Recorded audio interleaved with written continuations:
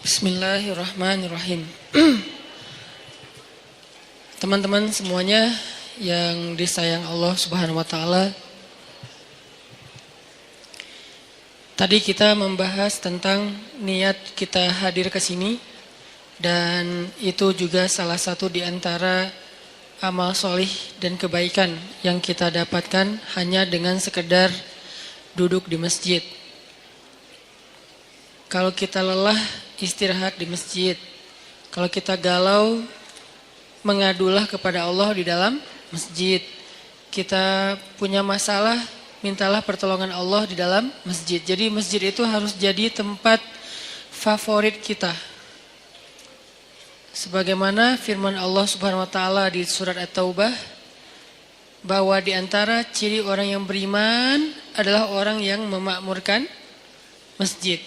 Ayat ini kemudian diperjelas dengan hadis, kalau kamu melihat seseorang itu bolak-balik ke masjid rumah, maka saksikanlah kalau dia itu adalah orang yang beriman. Kalau dia beriman, maka dia punya hak mendapatkan semua kebaikan yang Allah janjikan kepada orang yang beriman. Apa janji Allah untuk orang yang beriman? Wabasyiril ladzina amanu wa 'amilus shalihat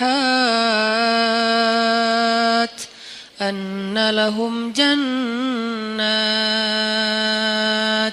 Allah janjikan untuk mereka jannat. Maka untuk mendapatkan jaminan memperoleh surga, jadikanlah diri kita punya ciri-ciri khasnya orang yang beriman. Salah satu di antara ciri khas orang beriman, dia senang ke masjid. Dia tidak perlu tinggal di masjid, tapi dia senang untuk datang ke masjid. Ini artinya bukan hanya sholat 5 waktu. Mencari ilmu, sekedar istirahat, nongkrong, tilawah, sholat duha. Walaupun tidak ada keharusan sholat duha atau sholat sunnah itu di masjid. Karena emang ada sunnahnya sholat sunnah itu di rumah. Tetapi tidak masalah kita lakukan di masjid juga. Nanti di rumah ada bagian sholat sunnah-sunnah yang lain. Nah, berkaitan dengan judul kita mager pada malam ini, saya pengen ngangkat hadis tentang 7 golongan yang mendapatkan naungan Allah di padang mahsyar. Hari ketika nggak ada lagi naungan, arti nggak ada naungan, kita nggak akan nemu pohon di sana. Karena dalam konteks literasi Islam yang disebut dengan naungan itu nomor 1 tuh pohon. Kita nggak akan nemu pohon di padang mahsyar. Karena semua areanya satu bumi yang ukurannya 1000 kali lebih besar daripada bumi tempat kita tinggal sekarang. Dan namanya tetap bumi. Bumi mahsyar namanya. Kalau di akhir surat Ibrahim Allah nyebutnya Yauma tubaddalul ardu ghairal ardi was samawat. Hari ketika bumi yang lama sudah berganti dengan bumi yang baru. Earth yang lama berganti dengan earth yang baru. Earth yang baru itu disebut dengan Ardul Mahsyar. Kita nyebutnya padang mahsyar. Dalam teks Arab disebutnya Ardul Mahsyar. Terjemahan yang lebih tepatnya bumi mahsyar, planet mahsyar. Ukurannya 1000 kali lebih daripada ukuran bumi yang sekarang. Mataharinya juga berkali-kali ribu lipat lebih besar daripada matahari yang sekarang. Kebayang gak tuh panasnya kayak gimana? Dan pada masa itu, yauma la dhilla illa dhilluh, gak ada tempat bernaung, berteduh sama sekali. Kita gak akan nemuin pohon sama sekali. Tidak ada kendaraan yang kita bisa berlindung dari cahaya matahari seperti mobil kita. Kalau orang Arab kendaraannya onta, terus di atas onta itu ditaruh semacam tenda gitu kan ya, itu udah gak ada. Kalau dalam konteks modern, mobil. Gak ada rumah tempat kita berteduh dengan ruang ber-AC, sama sekali gak ada. Semua tempat itu panas. Kalau di bumi sepanas apapun kita masih bisa nyari minimarket ya buat ngadem. kita bisa nyari pohon, kita bisa mencari payung, kita bisa pakai topi, kita bisa dipayungin sama dia. Masih banyak cara gitu untuk berteduh dari matahari. Pertama mataharinya nggak panas-panas amat, keduanya banyak tempat berteduh. Nggak kebayang di padang mahsyar, matahari entah berapa kali lebih panas daripada sekarang, dan kemudian buminya juga tidak ada sama sekali kehidupan, tandus, setandus-tandusnya. Itu hari yang paling luar biasa, melelahkan. Coba teman-teman renungkan, ingat-ingat ya. Dalam hidup kita pernah nggak ngejalanin satu hari yang capek banget di luar rumah? Capek banget di luar rumah. Kalau buat saya pengalaman kayak gitu tuh terjadi pas lagi haji, hari Jumat, haji besar. Saya jalan malam nih, begitu matahari terbenam, jalan dari Arafah ke Muzdalifah. Jalan ke Muzdalifah, sampai di Muzdalifah itu jalan padahal cepat sebetulnya, dekat, tapi karena crowded banget, akhirnya macetnya bukan oleh kendaraan, macet oleh manusia. Kalau di Indonesia, Bandung, Jakarta kita sering macet kendaraan, ini macetnya tuh manusia. Sampai berhenti, tapi manusia. Coba, kalau berhenti kendaraan masih mending, bisa pakai motor, bisa jalan kaki lebih cepat naik mobil daripada naik mobil. Ini orang tapi macet, berhenti. Sampai di Muzdalifah itu udah tengah malam. Padahal kalau normalnya paling juga sejam. Sampai Muzdalifah tengah malam. Muzdalifah langsung tepar di atas tanah, istirahat sebentar. Karena emang ada sunnahnya bermalam di Muzdalifah. Tapi kita nggak mungkin bermalam penuh. Karena ngejar, karena macet, jadi kita kondisional. Istirahat sejam 2 jam di atas tanah, tidur. Bangun tidur, milihin kerikil untuk lontar jamarat. Jalan lagi ke Mina. Sampai di Mina udah subuh. Subuh lontar jamarat, beres lontar jamarat langsung pulang ke Mekah, dan itu semua jalan kaki. Pulang ke Mekah buat tawaf ifadah. Nah itu sampai di Mekah itu udah menjelang zuhur. Tawaf nggak usah jalan, berhenti aja, berdiri aja gitu. Itu kita tawaf sendiri, dibawa oleh arus. Jadi tawafnya gini, 7 putaran, gitu aja, muter. Karena ke bawah arus, saking padatnya manusia. Lalu beres tawaf yang kayak gitu kondisinya, udah jalan dari kemarin maghrib sampai siang nih jalan terus, tidur baru 2 jam itu juga gak jelas.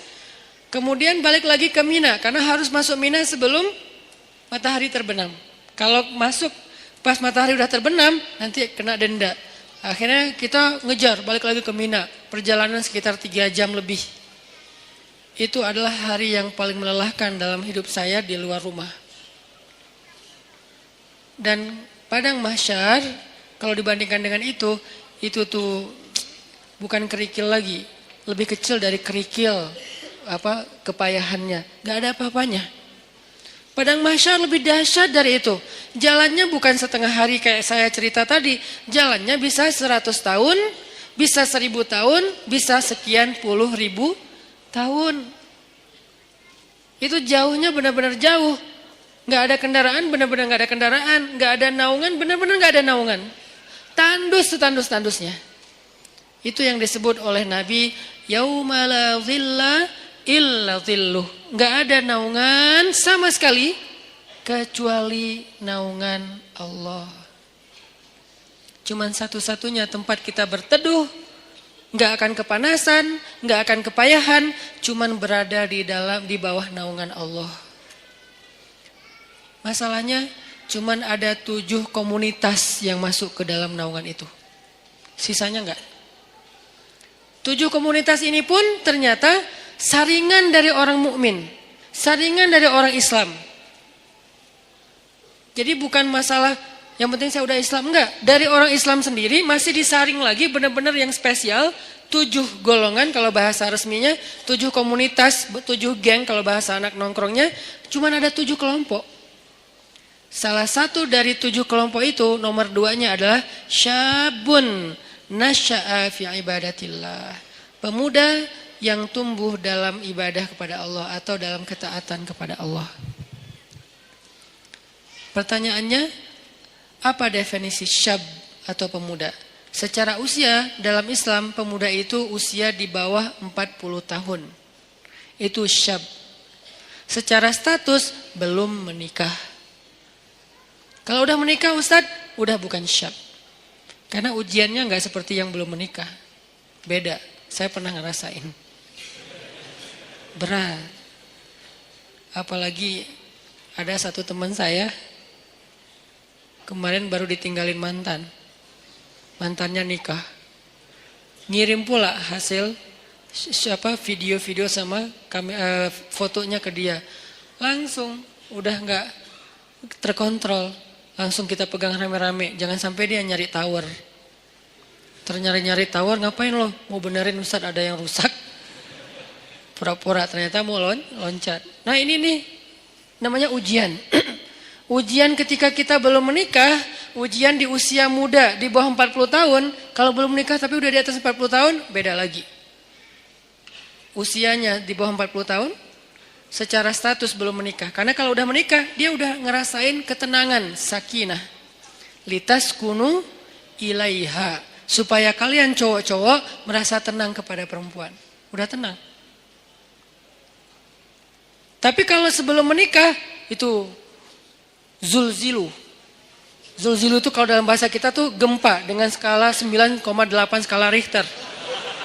Itu zulzilu tuh. Sampai ada ayat zulzilu iza zulzilatil ardu, dan yang tahu banget ayat itulah jomblo. Zilzal, kehidupannya itu terguncang luar biasa. Ngelihat orang semuanya kayak dia paling sengsara di muka bumi. Ngelihat setiap orang tuh deg-degan, ngelihat cewek deg-degan. Apalagi ngelihat ceweknya crowd kayak gini gitu ya. Baru masuk di depan mall, aduh saya kok deg-degan ya. Zulzilu, guncangannya tuh luar biasa. Kalau yang udah sakinah, santai. Karena di sebelahnya ada istri. Kalau nggak ada istri, deg-degan juga. Gitu. Intinya mah beda ujiannya. Karena beda ujiannya, maka beda pula rewardnya. Al-jaza ala qadril masyaqqah. Balasan Allah itu tergantung beratnya beramal. Buat yang masih sendiri beramal itu lebih berat. Kenapa? Karena zilzal dalam di batinnya itu kenceng. Godaannya tuh banyak. Mikirin itu nggak jelas apa yang dipikirin. Karena ya gitu kondisinya tuh antara kayak nggak ada kejelasan status. Apalagi dia udah sendiri digantung. Kan lebih nggak jelas lagi ya. Saya gimana? Berat statusnya. Nah ini nih ngeri banget ujiannya.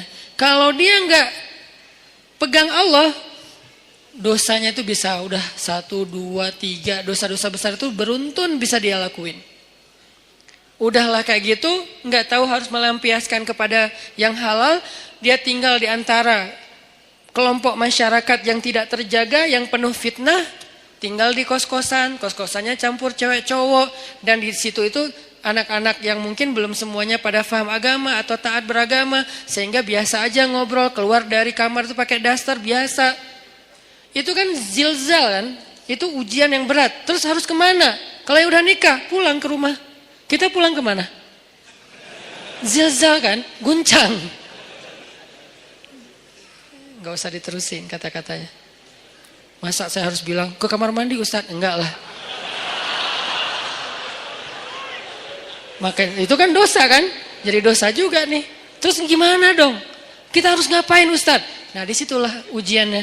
Sehingga kalau dalam kondisi kayak gitu, dia bisa istiqomah, dia bisa tetap taat kepada Allah, itu dia istimewa banget. Lebih istimewa daripada yang udah nikah. Makanya buat yang udah nikah, udah mungkin kesempatannya bukan di nomor 2. Di nomor 1, nomor 3, 4, sampai 7 kan. Tapi yang nomor 2 udah lewat. Karena dia gak dapat lagi ujian seberat syab, anak muda. Ujiannya udah gak kayak mereka. Saya pernah dengar 2 anak muda sama-sama lagi ngobrolin tentang perasaan. Itu gak ada yang dengar. Dua-duanya ngomong dan curhat. Lo masih mending gua. Ya itu mah gak ada apa-apanya gua. Terus aja masih sama-sama curhat. Saking zilzalnya tuh luar biasa. Dan saya senyum-senyum aja. Ustaz kok diam aja sih? Sakinah. Beda kita, beda nasib. Malah saya panas-panasin, saya telepon istri saya. Yang gimana, apa segala macam. Wah Ustadz mas sengaja, telepon lagi sekali lagi. Kok 2 kali Ustadz? Ya gitu deh pokoknya. Wah makin zilzal mereka. Sampai ini kenapa Ustadz kita lagi gempa ya? Ini nih ujian anak muda. Makanya karena diuji kayak gini, akhirnya ya kalau dia bisa tetap istiqomah, konsisten, komitmen dengan batasan syariat, maka dia istimewa di sisi Allah. Dan juhdun, pengorbanan dia untuk menjaga diri dalam kondisi yang berat kayak gitu, itu yang Allah hargain nanti di padang mahsyar. Kesini wahai anak-anak muda, kumpul-kumpul. Yang mengikuti jejak Yahya alaihi salam, yang mengikuti jejak Maryam radhiyallahu anha. Karena mereka 2 simbol, satu lagi Yusuf alaihi salam. 3 simbol anak muda yang di masa mudanya banyak godaan. Yusuf digoda, Yahya digoda, Maryam digoda, tapi istiqomah tidak berbuat dosa sampai Allah menentukan kebaikan setelahnya. Kebaikan Yusuf akhirnya menikah juga. Kebaikan Yahya akhirnya syahid. Kebaikan Maryam akhirnya diberikan anak tanpa punya suami. Allah menentukan nasib yang berbeda-beda. Tapi semasa mereka diuji, 3-tiganya itu simbol dari istiqomah. Benar-benar istiqomah. Keren banget tuh 3-tiganya. Maryam saking istiqomah, hampir gak kenal cowok dalam hidupnya. Hampir gak kenal cowok dalam hidupnya. Yusuf saking istiqomah, itu digoda sama cewek di dalam ruangan. Dan ceweknya itu bukan cewek biasa. Bukan hasil editan pas ketemu kok beda. Enggak. Ini cewek benar-benar cantik. Enggak diedit. Emang benar-benar cantik. Dan insya Allah semua ada di sini. Daripada mereka tiba-tiba pulang satu persatu ntar ya. Kok sepi di atas? Sebel sama Ustadz. Ini cewek benar-benar cantik. Cantiknya itu diakui. Jadi kayak Miss Mesir lah. Bertahun-tahun dia dapat piala Miss Universe malah, bukan Miss Mesir lagi. Itu cantiknya cantik beneran. Sampai direkam kecantikannya di dalam banyak riwayat. Dan dia udah nutup pintu, manggil Yusuf. Yusuf ke kamar, beresin kamar kotor. Datang aja Yusuf dengan polosnya. Bawa kemoceng, bersih-bersih. Pas udah masuk kamar, ditutup pintunya dari dalam, dikunci. Ceweknya datang ke Yusuf, itu cewek ditaksirin, dikecengin semua orang cowok-cowok yang ada di Mesir. Semua berandai-andai seandainya saya jadi suaminya, seandainya saya jadi suaminya. Yusuf sekarang ada di dalam kamar berdua sama cewek itu. Yusuf juga bukan cowok biasa. Semua cewek se-Mesir juga, seandainya saya istri Yusuf, seandainya saya. Jadi 2 nih selebgram Mesir. Maksudnya semua orang tertarik kepada mereka saking keren-kerenah. Cowoknya keren, ceweknya kerenah, dua-duanya keren lah. Ini 2 orang yang keren nih berkumpul di satu ruangan, dikunci dan ceweknya tuh rawadathu. Rawadat itu ngegodain. Gimana Ustaz? Nggak usah diimajinasikan. Cukup kayak gitu aja pokoknya. Dipanggil mungkin, tapi nggak sampai berbuat dosa ya. Dipanggil atau kesini wahai Yusuf, aku mencintaimu, nggak ada siapa-siapa, kamu nggak usah khawatir, aku akan rahasiakan apa yang terjadi hari ini di sini dan segala macam. Wah itu udah luar biasa. Wahammat bihi, dia tuh bergairah kepada Yusuf dan Yusuf normal. Kalau nggak normal nggak ada ujian. Maaf saya nggak tertarik sama cewek, nggak ada mas, nggak ada ujian. Jadi nggak perlu diteladanin kan, karena dia tidak wajar. Tapi Yusuf ini normal. Apa dalil bahwa Yusuf normal? Wahamma biha. Makanya kalau kita baca Quran tuh tafsirnya tuh yang detail, kata demi kata. Wahammat bihi, wahamma biha. Yang ceweknya bergairah kepada Yusuf, yang Yusuf juga bergairah kepada cewek tersebut. Sama-sama bergairah, sama-sama tertarik. Tiba-tiba Allah tunjukin burhan, muncul wajah Yakub di depan Yusuf. Yakub dalam keadaan ekspresi sedih, gini aja. Gitu ekspresi Yakub. Sedih banget Yusuf sampai kayak gini. Jangan sampai ayah bakal kecewa banget kalau kamu sampai ngelakuin ini. Buat apa ilmu yang ayah ajarin selama ini? Buat apa pengorbanan ayah selama ini? Kamu lupa dengan semua nasihat ayah. Seolah-olah ya. Tapi dalam bentuk film yang kayak 3D banget. Dan itu ada di depan muka Yusuf, disebut dengan istilah burhan kalau dalam teks ayatnya. Burhan itu tampil wajah Yakub dengan wajah sedih. Langsung Yusuf lupa sama cewek itu, lari, ditarik dari belakang. Saking kencengnya narik, sampai sobek bajunya. Banyak pelajaran sih dalam adegan ini. Salah satu pelajarannya itu tentang parenting, tentang cara ayah mendidik anak sampai muncul burhan itu gimana. Nanti di kesempatan lain lah kita bahas. Saya dulu pernah ngisi satu materi tentang parenting, saya cuma membahas burhan aja. Gimana caranya seorang ayah bisa ngedidik anak sampai kebayang wajah ayahnya itu ketika dia mau bikin dosa. Itu namanya udah sampai ke level burhan. Sehingga dia misalnya mau nyontek pas lagi ujian, aduh kalau ketahuan sama ayah saya pasti dia kecewa banget. Bukan dimarahin, gak takut dimarahin, tapi takut ngecewain. Pasti ayah kecewa banget gak jadi deh. Itu burhan tuh. Gimana sampai ayah bisa menampilkan imajinasi itu di benak anak kalau bukan dengan kasih sayang yang dalam banget? Gak bisa dengan paksaan, harus dengan kasih sayang dalam. Dan Yakub adalah simbol ayah yang kasih sayangnya luar biasa. Sampai bisa munculin burhan. Tapi yang kita bahas adalah ujiannya Yusuf. Selamat. Ini nih baru disebut dengan syabun nasya'a fi ibadatillah. Tumbuhnya itu dalam keadaan taat kepada Allah. Dan ukuran taatnya apa Ustadz? Ukuran taatnya adalah tinggalkan dosa. Kalau bahasa di bio saya, sedikit dosa. Kok pakai kata sedikit? Enggak punya dosa Ustadz? Enggak boleh kita bilang enggak punya dosa. Arti sedikit dosa itu adalah dosanya yang tinggal yang kecil-kecil aja. Yang besar tinggalin. Yang kecil kenapa kok masih ada? Karena nggak sengaja, lupa. Itu kan ada pasti sisa ya. Nggak mungkin nggak. Kalau kita bilang nggak punya dosa, namanya kultus diri sendiri. Kata Allah, la tuzakku anfusakum huwa a'lamu bimanittaqo. Janganlah kalian menganggap diri kalian suci. Nggak boleh. Makanya saya bilang banyak main, banyak manfaat, banyak pahala, sedikit dosa. Itu pakai hasil renungan. Jadi bukan kok sedikit dosa. Harusnya kan gak punya dosa. Gak bisa. Cuma Nabi SAW yang gak punya dosa. Sisanya sampai Abu Bakar juga punya dosa. Cuman dosa beliau sudah diampuni oleh Allah. Karena solehnya luar biasa. Kalau kita, sebagian udah diampuni, sebagian lain mungkin belum. Karena belum bertaubat benar-benar dengan nasuha. Tapi usahain tinggalkan dosa. Kita cukup ninggalin dosa aja. Itu tuh udah jadi syabun nasya'a fi ibadatillah. Kalau ibadah Ustadz, ibadah yang wajib itu udah pasti. Karena kalau kita ninggalin yang wajib berarti dosa kan. Gimana dengan ibadah sunnah, tahajud, puasa sunnah, tilawah, itu bonus. Jangan sampai kita mendahulukan yang sunnah atas yang wajib dan melakukan yang haram. Itu udah salah rumusnya. Ada orang tahajud rajin, tapi dia nggak bisa jaga lisan. Ada orang tahajud rajin, tapi dia nggak bisa jaga pandangan.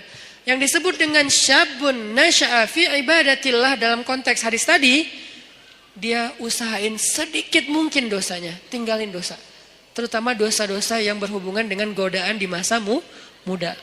Kalau teman-teman bisa istiqomah dalam urusan ini, urusan perasaan, urusan pergaulan yang paling berat, urusan entertain yang berlebihan, karena entertain itu ada yang masih wajar, masih ada juga yang berlebihan. Urusan apa lagi? Dosa-dosa maksiat seperti minum, kemudian pakai drugs dan seterusnya, atau mungkin the new drugs itu pornografi dan seterusnya. Ini bisa ditinggalkan. Udah sampai kapan Ustadz batasannya? Antara dua batasannya. Batasan status berarti menikah, batasan usia berarti 40 tahun. Kalau udah lewat 40 tahun insya Allah ujiannya gak seberat di bawah 40 tahun. Kalau kita bisa jaga diri di masa itu, pergaulan, perasaan gimana Ustaz? Jangan terlalu mudah jatuh hati kalau belum halal. Ustaz itu kan gak disengaja, jangan diikutin. Kadang-kadang dia emang gak disengaja, munculnya itu dari setan. Yuwaswisu fi sudurinas. Ih, cantik ya. Udah jangan diterusin, jangan dibahas. Begitu kita sekali klik, udah kita dibahas, maka itu jadi sebuah episode. Jadi episode yang panjang dan endingnya air mata dan penyesalan. Biasanya. Jangan dibahas. Ustadz membahas, kan ini nasihat. Saya nggak lagi ngebahas bab-bab yang detail kayak gitu. Karena saya ini ngomong based on pengalaman ya. Karena semua kita pernah merasakan masa-masa muda yang gejolak tadi, zilzalnya, guncangannya kenceng banget. Itu tuh kalau ada kayak gitu jangan diterusin. Jangan berpikir ada orang yang dia nggak punya pacar berarti dia nggak normal. Enggak, dia normal. Cuman dia nggak mau nerusin. Emang dia nggak pernah kepikiran kayak tertarik dengan seseorang? Tertarik kalau dia normal, cuman nggak diterusin, nggak mau dibahas, nggak mau diingat-ingat. Caranya dia menyibukkan dirinya dengan hal-hal yang positif. Bisa proyek sosial, bisa juga spiritual. Proyek sosialnya bantu orang, bikin proyek-proyek yang sifatnya healthcare kayak atau kemanusiaan kayak atau apalah, atau proyek yang sifatnya spiritual ya kayak ke masjid, itikaf, tilawah, mumpung masih muda ya udah gua ikut program hafal Quran. Itu menyibukkan diri biar nggak sempat kepikiran yang kayak gitu-gitu. Kan kalau udah ngafal Quran habis semua tuh energi pikiran kita buat ngafalin Quran. Ya udah paksain aja diri kita datang ke sebuah lembaga penghafal Quran yang udah kayaknya mungkin paling nyaman, ada banyak. Mungkin kalau di Pemuda Hijrah ada teras tahfiz gitu ya. Datang, siapa yang daftar? Saya sungguh-sungguh pengen daftar. Udah bisa baca Quran belum? Ya udah mulai dari baca Quran dulu. Ya udah saya daftar tahsin, belajar tahsin. Sibukkan. Udah sibuk kayak gitu nggak sempat kepikiran lain. Kalau masih kepikiran berarti kurang sibuk. Kalau masih kepikiran berarti kurang sibuk. Cari lagi sampai sibuk. Sampai nggak sempat mikir. Itu baru namanya nasya'a, tumbuh. Jadi kalau kita bedah kata demi kata, syabun artinya tadi udah jelas pemuda. Sekarang nasya'a itu tumbuh. Artinya tumbuh itu menghabiskan waktu.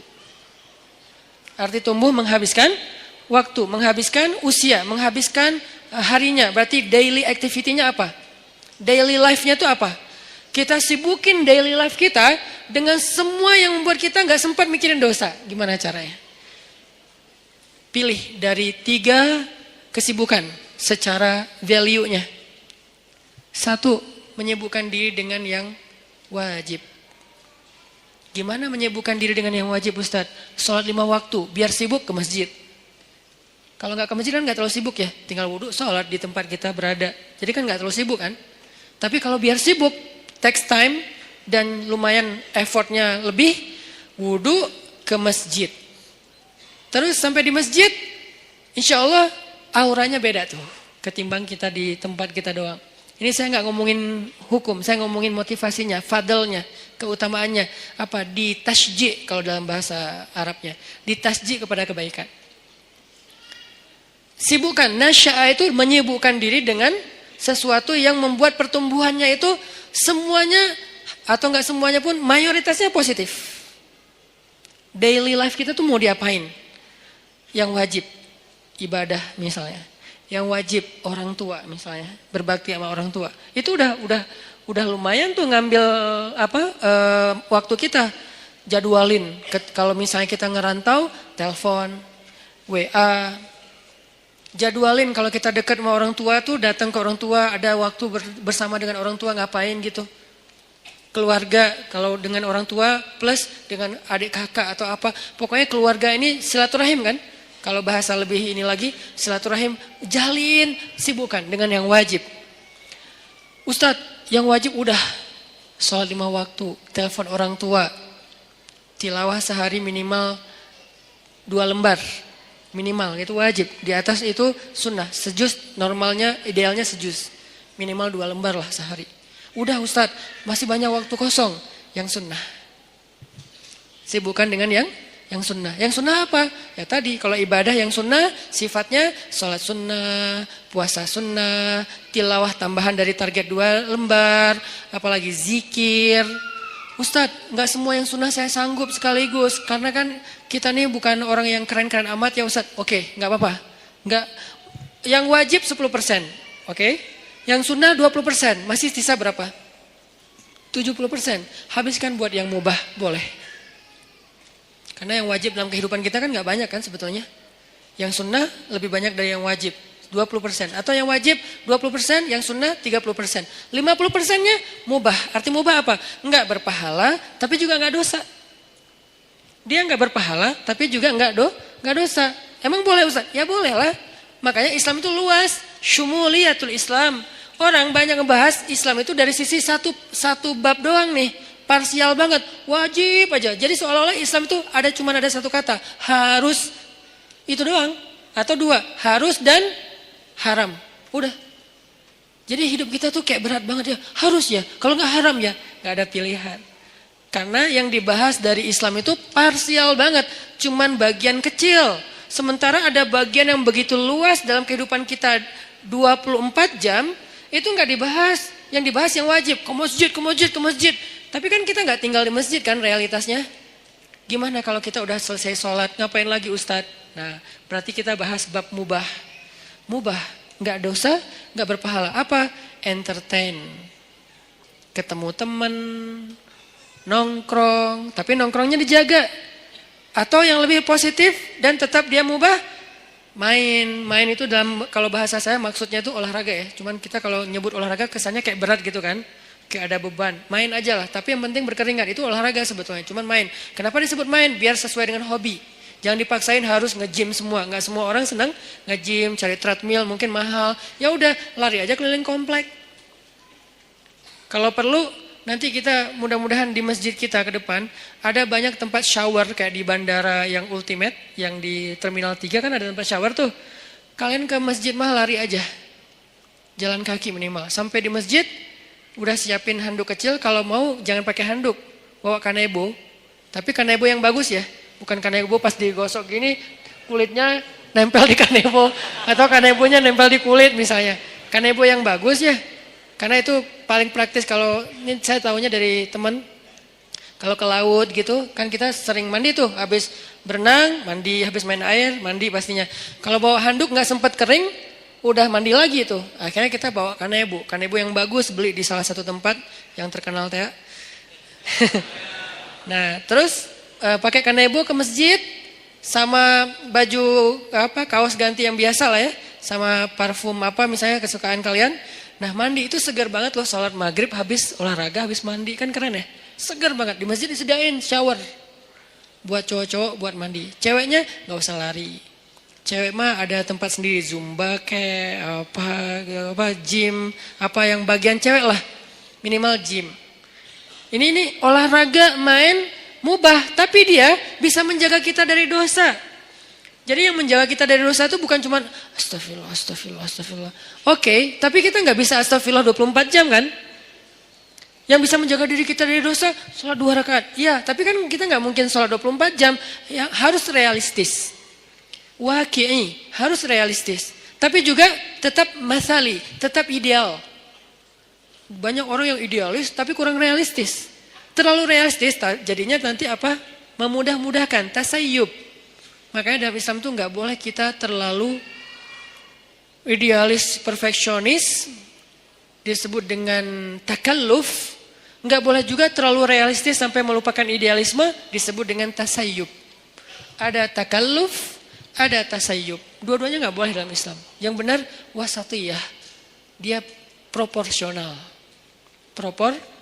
Nggak boleh takalluf. Kenapa nggak boleh takalluf? Allah sendiri yang bilang la yukallifullahu nafsan illa wus'aha. Allah tidak mentakallufkan, tidak membebankan. Artinya takalluf itu terlalu membebani diri. Jangan juga tasayyub yang terlalu meringan-ringankan masalah. Semua jadi boleh. Maka bermainlah di tengah. Di tengah di sini maksudnya bukan terombang-ambing, bukan, proporsional. Yang wajib dilakukan, tapi kan tetap nggak mungkin 24 jam wajib. Yang sunnah dilakukan, tapi itu bonus-bonus. Maka sebagian besar usia kita itu ternyata dihabiskan untuk porsi yang ibahah, yang mubah. Apa dalilnya? Salah satu dalilnya adalah kaidah fikih. Al-aslu fil asya ibahah. Dasarnya segala sesuatu adalah boleh. Dasarnya segala sesuatu adalah boleh. Berarti habiskan. Nasya'a, tumbuhnya itu dalam hal-hal yang dibolehkan Allah. Tapi juga bukan berpahala. Dan juga tidak berdosa. Gak apa-apa. Olahraga, nyalurin hobi, ke bengkel kayak ngulik mesin atau apa. Kalau cewek lebih ke skillnya cewek apa mungkin. Skill cowok apa, life skillnya dibangun terus. Supaya dia ketika nanti jadi punya pasangan, life skill dia itu bermanfaat untuk pasangannya. Kalau cewek, life skill seorang cewek yang lebih identik tuh apa? Life skill cowok itu lebih identik tuh apa misalnya? Kita belajar life skill, itu mubah. Dan dulu sahabat banyak yang mengasah sisi life skill mereka dengan berdagang, dengan bertani. Sehingga ketika ada sebagian sahabat yang berkebun datang ke Nabi nanya soal perkebunan, Nabi bilang apa? Kalian lebih ngerti tentang masalah skill perkebunan daripada saya. Karena itu urusan dunia. Udah kalian ulik aja sendiri. Saya cuma ngasih batasan, jangan curang, jangan apa, batasan nilai. Tapi secara teknis kalian lebih ngerti. Udah aja kembangin. Yang senang komputer, belajar startup digital. Sekarang lagi era startup. Anak-anak muda Indonesia itu harus ngerti startup. Supaya dia dominan, eksis di dunia digital. Supaya enggak terus-terusan jadi orang yang ikut program orang, ngedownload. Tapi harusnya dia bisa bikin orang ngedownload program dia yang hobinya di komputer. Yang hobinya apalagi kembangin produk-produk aplikasi sosial media yang versi yang lebih lebih ketimuran atau apalah istilahnya supaya dipakai karena itu sesuatu yang chance-nya besar loh di zaman sekarang. Banyak hal yang bisa kita kembangin. Itu maksudnya nasya'ah, tumbuh. Arti tumbuh itu dia punya sesuatu yang semakin bermanfaat dari dirinya untuk orang lain, growing. Secara skill dia growing, secara mental dia growing, secara fisik dia growing, tumbuh. Maryam alaihissalam tumbuh. Sehingga Allah menyebutnya dengan istilah apa? Di surat Ali Imran. Fataqabbalaha rabbuha biqabulin hasan wa ambataha nabatan hasan. Wa kaffalaha Zakaria. Allah menerima Maryam dengan penerimaan yang baik. Menerima di mana? Untuk punya kamar di Masjidil Aqsa. Yang tadinya nggak boleh perempuan punya ruang di Masjidil Aqsa menurut tradisi Yahudi. Bukan agama Yahudi, tradisi Yahudi. Kalau agama langit dari dulu laki-laki dan perempuan itu sama-sama dihargai. Ketika agama ini mulai dirubah, maka nilai ini juga berubah. Sampai orang Yahudi bukan lagi punya agama, punya tradisi. Bukan punya syariat, tapi punya kepercayaan.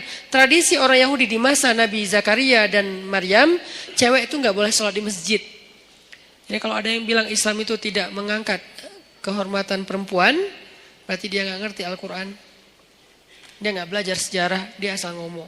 Banyak orang asal ngomong sekarang tuh. Kalau kita belajar Al-Quran, sejarah gimana Al-Quran itu sangat mengangkat ke harga diri perempuan. Itu banyak banget ceritanya. Salah satunya Maryam. Maryam itu mendobrak tradisi Yahudi loh. Yang sekarang dielu-eluin. Di Tomorrowland bendera Israel itu berkibar dengan begitu tinggi kan ya. Paling banyak bendera di Tomorrowland kan bendera Israel kan. Kita lihat di mapnya pesawat, rata-rata pesawat internasional. Gak ada Palestina, adanya Israel. Dan saya sangat tersinggung. Karena yang benar adalah Palestina. Artinya yang kita bangga-banggain, moderat lah, cerdas lah, apa segala macam. Seolah-olah mau diikutin agama mereka, tradisi mereka pelan-pelan. Justru mereka menghancurkan dan meremehkan perempuan. Perempuan dijadikan pajangan. Apakah itu yang dianggap dengan menghargai perempuan? Sesuatu yang dipajang itu kan berarti jadi barang. Yang berharga itu gak boleh dipajang. Yang berharga itu ditaruh di box. Boxnya ditaruh di dalam sebuah peti atau di dalam sebuah loker. Dalam lemari, lemarinya dikunci, kamar dikunci, pintu dikunci, gerbang digembok. Namanya safety box. Saking berharga. Karena kurang berharga di display. Siapa aja boleh nyentuh, siapa aja boleh lihat, siapa aja boleh bolak-balik. Taruh lagi, datang lagi yang baru, bolak-balik naruh lagi. Kenapa? Kurang berharga. Sekarang kalau kayak gitu, kira-kira siapa yang lebih menghargai perempuan? Yang menjaganya dengan menutupnya, dengan menjaga batasan, jangan terlalu banyak bergaul ke semua laki-laki, kecuali yang ada urusan-urusan yang penting saja. Atau yang buka-bukaan, display di banyak produk, di banyak event, di banyak festival. Mana yang lebih menghargai perempuan? Kalau mau dilihat dari sisi realitasnya. Baca nanti sejarah Maryam. Maryam tuh mendobrak tradisi Yahudi. Yang tadinya perempuan ditolak di masjid. Masjid Al-Aqsa. Ditolak. Datang Maryam dibawa oleh Zakaria. Rame tuh di antara rabi-rabi Yahudi. Orang-orang pemuka agama Yahudi debat. Wahai Zakaria, kamu sudah mencoreng tradisi nenek moyang kita. Mana pernah di Masjid Al-Aqsa ini ada perempuan. Mereka lupa bahwa agama ini berasal dari seorang laki-laki yang punya istri, yang punya anak perempuan, yang punya ibu. Manusia biasa yang tidak jauh dan tidak bisa lepas dari kehidupan seorang perempuan. Mana pernah di Masjid Al-Aqsa itu ada perempuan dan gak boleh perempuan itu rendah. Gak boleh dia sama dengan laki-laki. Itu tuh doktrin Yahudi loh. Perempuan itu rendah sehingga dia tidak boleh diberikan hak yang sama dengan laki-laki. Perempuan itu hina jadi gak boleh masuk ke masjid yang mulia. Laki-laki doang yang mulia dan boleh masuk. Itu tradisi Yahudi sebelum datangnya Maryam. Datang Maryam, Allah takdirkan namanya pun Maryam. Dan tahu arti Maryam?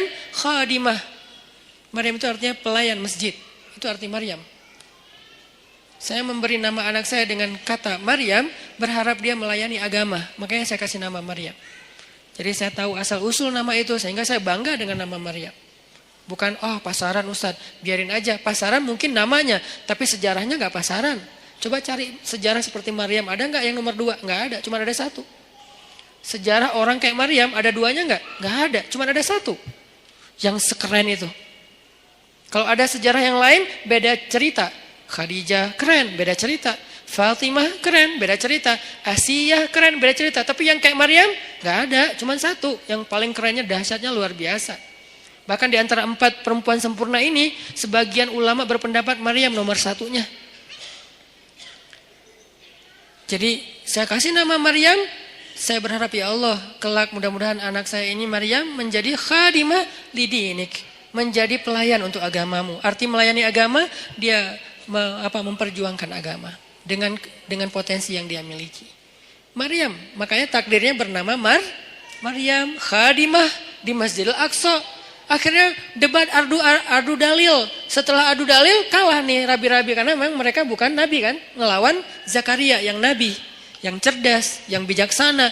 Akhirnya Allah berfirman, "Fataqabbalaha Maryam biqabulin hasanin."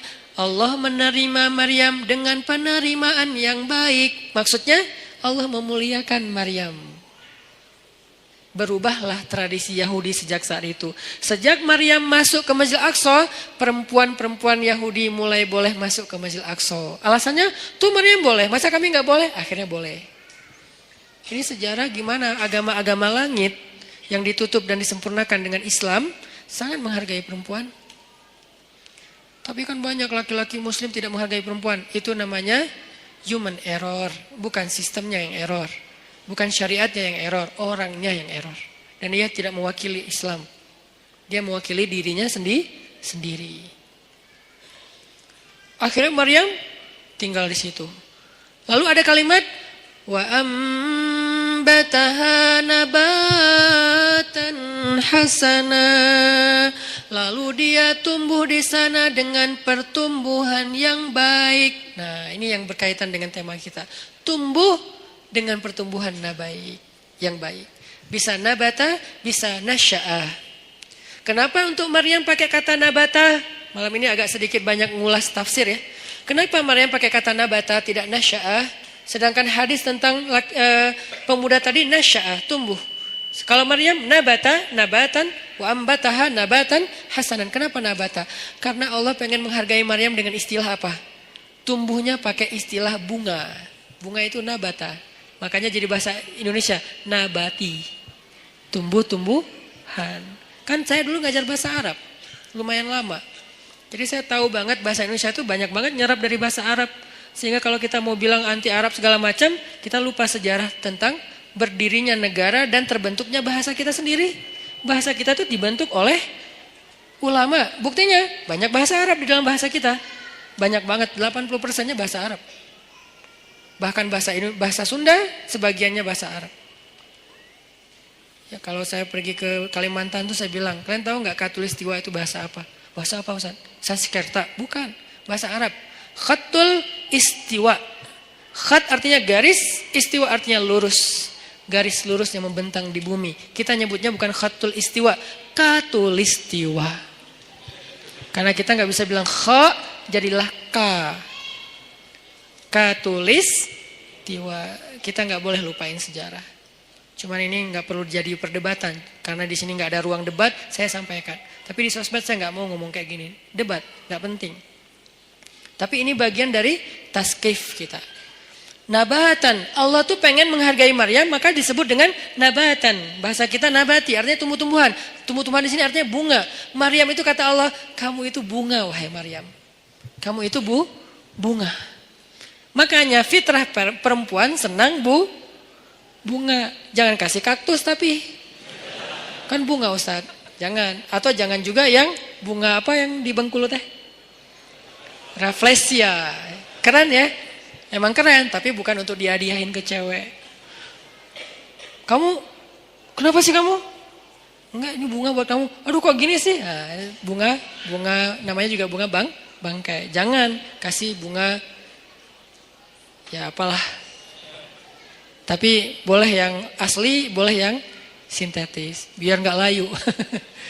Ini buat kamu, kok yang kayak gini sih? Kan ini gak asli. Biar gak layu, seperti cinta aku. Oh ya, cinta aku gak ori, tapi dia gak layu-layu sih. Apaan sih gak jelas. Jadi maksud Allah pakai kata nabatan, menurut tafsir Allah tuh menghargai Maryam. Makanya pakai bahasa Maryam itu kayak bunga tumbuh dengan mekar, dengan baik. Itu Maryam. Tapi korelasinya dengan pembahasan kita, Maryam itu tumbuh. Dan tumbuhnya dalam bi'ah solihah namanya. Apa arti bi'ah solihah? Lingkungan yang baik. Berarti pelajaran kedua tentang tumbuh yang bisa nanti dapat naungan di padang mahsyar, biar kita termasuk orang yang gak magar adalah cobalah cari bi'ah solihah, carilah lingkungan yang baik. Kalau gitu kita gak boleh gaul sama orang yang gak baik, boleh. Tapi kita jadi ada dua, ada kebutuhan kita, ada lebih ke share-nya kita. Kita kalau mau sharing, mau giving, mau berbuat baik, cari orang yang belum baik untuk kita ajak baik bareng. Tapi kita sendiri juga belum baik-baik amat, sehingga kita butuh yang mengajak kita lagi nih. Semua orang saling mencari dua itu tuh. Satu project untuk dia beramal soleh dengan mencari teman-temannya yang belum hijrah, ajak hijrah. Tapi kalau gaulnya sama itu doang, lama-lama kita lemah. Cari juga bi'ah solihah yang bisa ngajak kita, yang bisa ngingetin kita. Watawasau bil haq, watawasau bis sob. Bi'ah solihah namanya. Cari pertemanan. Gimana cari? Ini lebih ke teknis ya. Gimana cara cari teman yang bisa jaga iman kita? Karena kata Nabi, almar'u ala dini khalili, seseorang itu agamanya tergantung temannya. Cari, serius nyarinya, kepoin. Jadi kalau belum halal gak usah nyari orang yang mau dipacarin, mending cari orang yang mau disahabatin. Sahabatnya dunia akhirat, yang nanti di padang mahsyar dia nanya kita, ya Allah, kemana sahabat saya yang dulu ikut taklim bareng? Kemana sahabat saya yang sering ngingetin tahajud? Kemana sahabat saya yang ini? Kata Allah, dia di pintu neraka. Bentar lagi mau masuk tuh. Ya Allah, saya bersahabat karena engkau dengan dia di dunia. Selamatin dia, boleh gak saya tarik dia supaya gak masuk neraka? Ya Allah, saya selamatin. Boleh, cari aja. Langsung dia kejar ke neraka. Nyari secepat mungkin dia ke pintu neraka. Ngomong ke malaikat, dia sahabat saya yang ini di mana orangnya? Itu tuh bentar lagi mau dimasukin. Sini, jangan masuk dulu. Akhirnya dikeluarin. Ada apa? Kamu sahabat saya? Iya, kita kan dulu bareng ke TSB. Emang masih disebut Ustaz istilah-istilah kayak gitu? Masih. Apa yang kita rasain di dunia tuh masih kita sebut. Dan gak diganti istilahnya loh. Kita masih ngomong kayak gini banget kita ngomong. Kita kan Rabu malam sering ikut talim bareng kan? Iya. Dan seringnya kita di depan halaman kan? Iya. Kenapa? Karena kita nungguin yang lain pulang, nanti kita boncengin, bayar. Boleh lah. Yang penting dia pernah ke masjid bareng. Ya udah, terus apa? Gimana nih? Allah memberi izin saya untuk menyelamatkan kamu dari neraka. Masuk. Nah, ini orang kayak gini harus dicari. Dia tuh nemenin kita di dunia dan akhirat loh. Lebih penting daripada pacar. Kecuali pacar halal. Kalau pacar halal udah gak ada lah yang bisa dibandingin ya. Udahlah terbaik itu mah. Tapi kalau ini mah beda project. Pacar halal kan untuk membahagiakan kita ya. Kalau ini untuk menyelamatkan kita. Bukan membahagiakan. Mungkin dia gak akan ngebahagiain kita. Jangan berharap kita bahagia bareng dengan dia. Aneh. Saat saya udah bahagia dengan dia. Aneh ya. Dia nyelamatin agama kita, maksudnya nyelamatin kita dari dosa, nyelamatin kita dari pas lagi kayak futur, istilah anak-anak aktivis teh, futur itu pas lagi down, ya drop imannya itu dia nyelamatin. Caranya gimana? Cari orangnya yang agamanya bagus, arti agamanya bagus, dia tuh kayak lebih stabil kesolehannya daripada kita. Walaupun dia bukan orang yang suci. Kalau dia berbuat salah sesekali, jangan langsung pundung. Wah ternyata sama aja, udahlah saya cari yang lain. Nggak ada orang yang suci. Susah nyarinya dan gak akan ketemu. Mau balik lagi ke zaman Nabi, gak mungkin. Jadi cari orang yang lebih stabil ibadah atau agamanya dari kita. Ada orang kayak gitu, udah pegang tuh. Deketin dia. Bujuk dia, biar dia mau bersahabat dengan kita. Bujuk pakai apa aja, kasih hadiah, kayak bantu dia ketika dia ada masalah. Saya punya teman kayak gitu beberapa orang. Sengaja saya pegang banget tuh. Salah satunya ada di Tasik. Yang dulu sempat tinggal di Bandung, beliau pernah jadi supir angkot, kemudian ketemu saya di Masjid Al-Latif, kemudian kenalan, beliau jadi curhat, saya kerja di angkot sekarang udah mulai agak susah dapat pelanggannya, udah sepi angkot sekarang Ustaz. Ya udah, yuk kita usaha yang lain, bikin usaha bareng dia, jual pulsa yang 60 cabang itu bareng dia, biar dia terdongkrak lah ke penghasilannya. Udah gitu main di mobil, jual beli mobil bekas juga bareng dengan dia. Sampai akhirnya dia jual kue keliling pakai motor. Motornya saya hadiahin motornya. Butuh apa? Oh ya kayak lebih enak daripada jual beli mobil bekas. Karena kita berapa kali jual beli mobil bekas rugi. Gak tahu cara milih mobil, ketipu aja ya. Jadi akhirnya udahlah, kita gak usah jual beli mobil bekas gitu ya. Mending kita yang lain aja, apa dong gitu. Akhirnya dia mikir-mikir, dia survei, udah saya mau jual roti aja naruh-naruh di warung. Kan butuh kendaraan, saya kasih hadiah motor. Gak mahal sih, semampu saya waktu itu beli motor bekas, saya kasih ini Pak pakai aja motornya. Oh alhamdulillah Ustaz, alhamdulillah. Doa, nah doa ini nih yang saya nunggu-nunggu nih. Semoga Ustaz rezekinya bertambah dan segala macam. Bener, langsung Allah buktikan. Semoga makin bahagia, bener. Langsung, suamiku keren banget sih. Gitu. Itu tuh kan yang paling berharga ya, dihargain cewek kan. Itu tuh bener. Jadi dia saya jaga. Dia akhirnya mungkin karena ya Allah yang lebih tahu yang terbaik. Akhirnya dia nggak sukses juga tuh bisnis roti. Pindahlah balik ke kampungnya karena anak istrinya di Tasik. Dia di Bandung kan kasihan ya. Ketemunya cuma 2 minggu sekali. Akhirnya udahlah Pak ke Tasik aja nanti. Di sana butuh apa saya support. Di Tasik dia jual sayur. Pakai motor yang tadi saya kasih. Terus mau buka warung. Bantuin buka warung. Kenapa? Saya pengen dia ingat saya setiap kali dia punya masalah. Sehingga kelak ketika saya punya masalah di akhirat, dia yang akan bantu saya. Di dunia, kalau dia punya masalah, saya bantu dia. Di akhirat, saya punya masalah, dia bantu saya. Itu prinsip saya tuh. Karena saya tahu ibadah dia. Dia pernah nginep di rumah saya waktu masih di Cimahi. Kan rumah saya tuh di tengahnya ada courtyard. Courtyard. Maksudnya ada ruang terbuka gitu. Ruang terbuka di belakang baru ada kamar buat tamu. Jadi biar gak nyampur dengan ruang utama. Jadi tamunya bebas, istri bebas di rumah. Jadi gak harus pakai hijab terus. Nah malam nih, jam 1 malam. Saya bangun ke dapur, dengar orang nangis di belakang. Ngeri kan? Jam 1 malam dengar orang nangis. Ngeri banget kan ya? Itu horor banget loh. Tapi berhubung waktu itu saya penasaran, saya buka pintu dapur, saya ngeliat pelan-pelan, saya buka. Nih pokoknya kalau ada yang aneh gua tendang nih.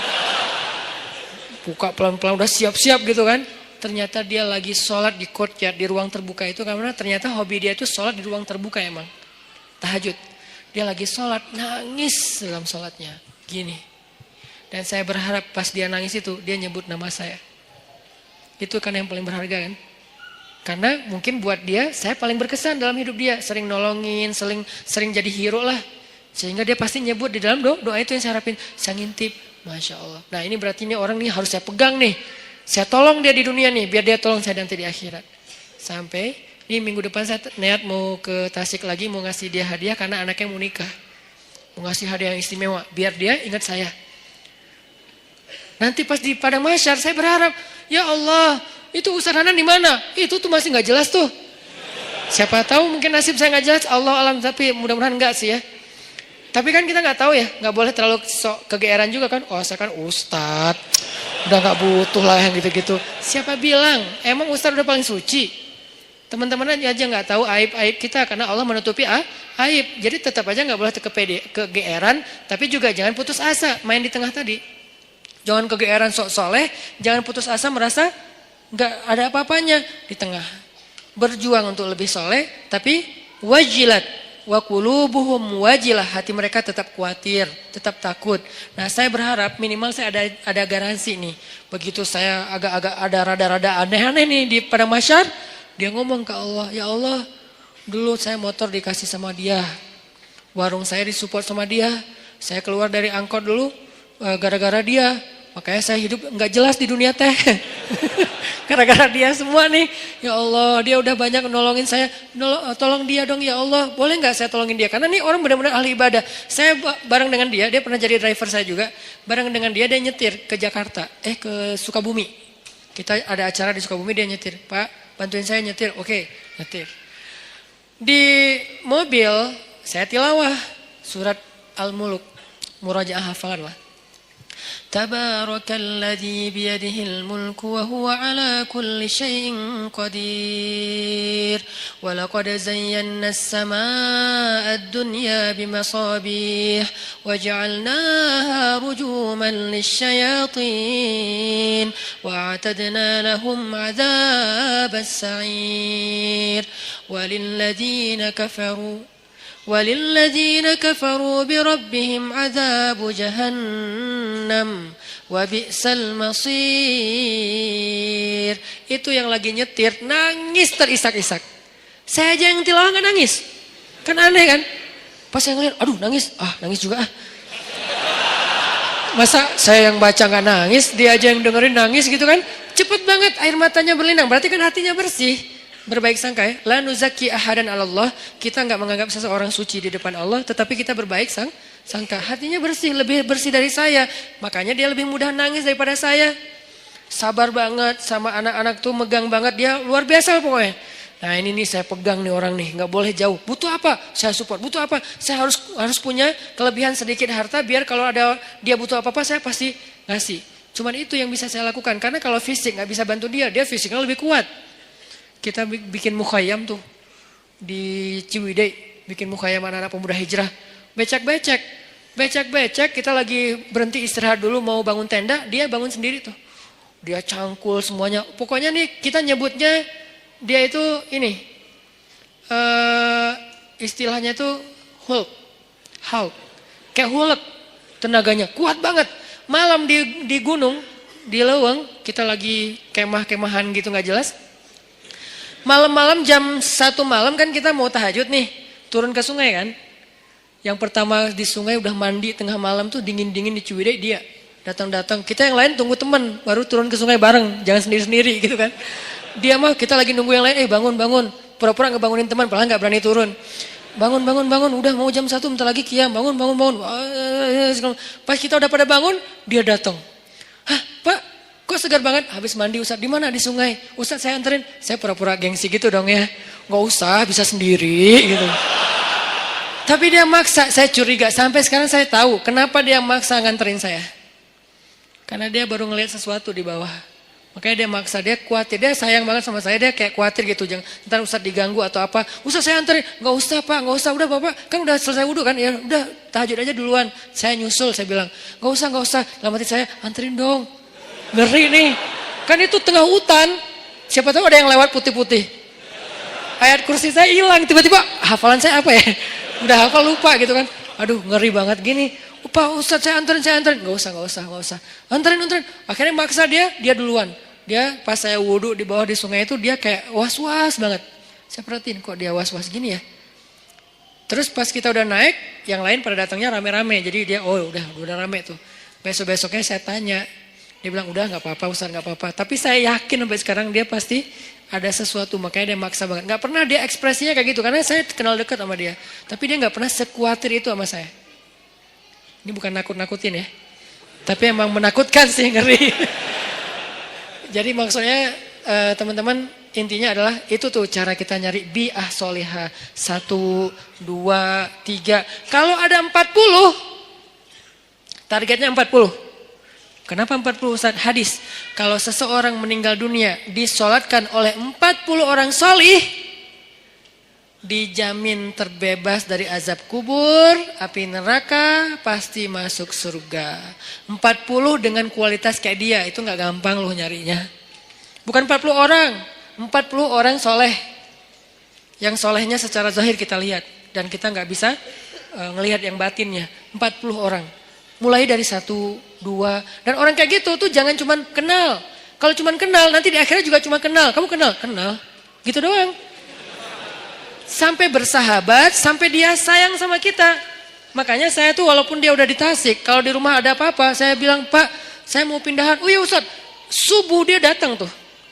Saya pernah tuh mobil saya, dia benerin rem. Cuman dia karena mungkin dia kayak otodidak ya, salah ngebenerin remnya. Malah ngelok gitu.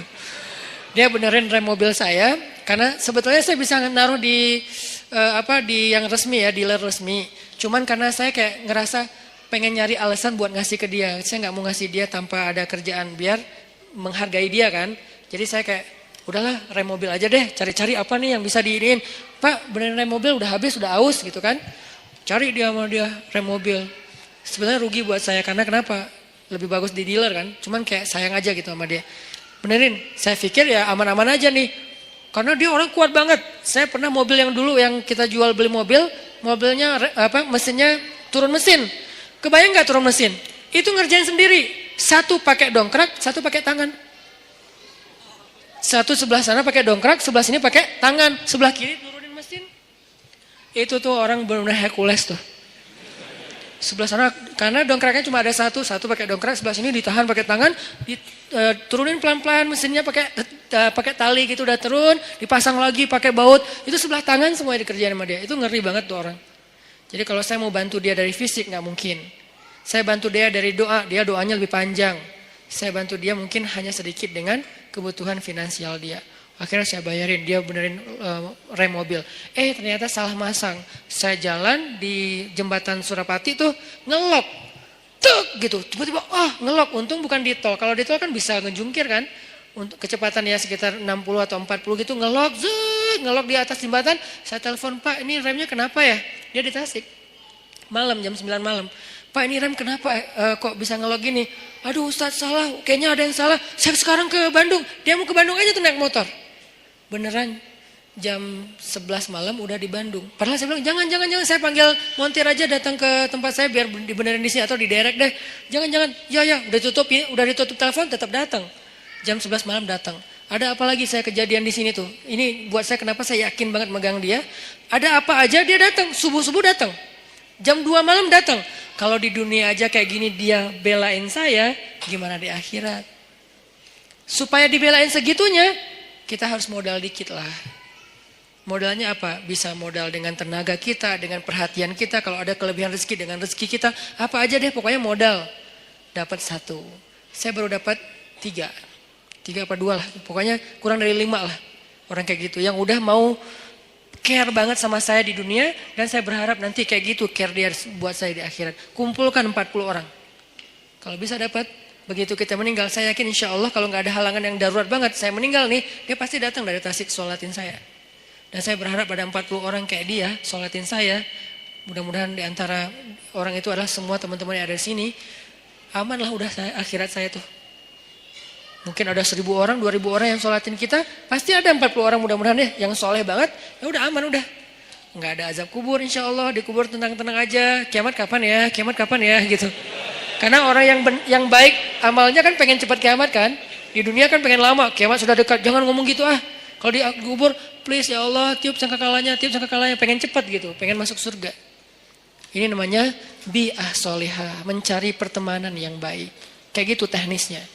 Yang terakhir, fi ibadatillah. Kalimat fi ibadatillah ini artinya dalam hal yang tidak berbuat dosa. 1, pemuda yang banyak godaan, yang penting istiqomah. Yang kedua, cari lingkungan, tumbuh. Kita habiskan waktu kita dengan hal yang positif, walaupun gak harus semuanya wajib dan sunnah. Dan yang ketiga, ibadah kepada Allah itu tingkatin. Kayak tadi, sibukkan diri kita. Sampai gak sempat mikirin dosa, sibukin. Apa yang bisa bikin kita sibuk? Yang menyenangkan gak apa-apa, tapi yang bukan dosa. Sibukin dengan ketemu teman, sibukin dengan misalnya ngerjain hobi. sibukin dengan olahraga, sibukin dengan main-main yang bermanfaat, sibukin dengan geng, sibukin dengan proyek sosial, naik lagi levelnya sibukin dengan Al-Quran, sibukin dengan ibadah. Pokoknya sibukin diri kita sampai nggak sempat mikirin yang macam-macam. Itu baru namanya syabun nasya'a fi ibadatillah. Mudah-mudahan dengan gitu kita udah nggak mager lagi insyaallah. Barakallahu fikum. Semoga semua yang ada di sini, teman-teman yang soleh dan solehah, kelak di padang mahsyar kita saling kenal, saling memanggil, dan saling menyelamatkan, saling menolong.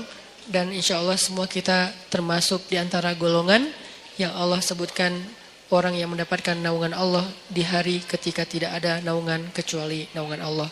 Allahumma inna nas'aluka ilman nafi'a wa qalban khashi'a wa amalan saliha wa rizqan halalan tayyiba. Allahumma ansuril Islam wal muslimin. Allahumma ansuril muslimina fi Palestin. Allahumma ansuril muslimina fi Suriah. Allahumma ansuril muslimina fi Yaman. Allahumma ansuril muslimina fi Rohingya. Allahumma ansuril muslimina fi kulli makan. Allahumma wahid kalimatal muslimin wa wahid sufufal muslimin wa alif baina qulubil muslimin. Allahumma ja'alna minas salihin. Rabbana atina fid dunya hasanah wa fil akhirati hasanah wa qina azabannar. Barakallahu fikum, billahi taufiq wal hidayah. Wassalamualaikum warahmatullahi wabarakatuh.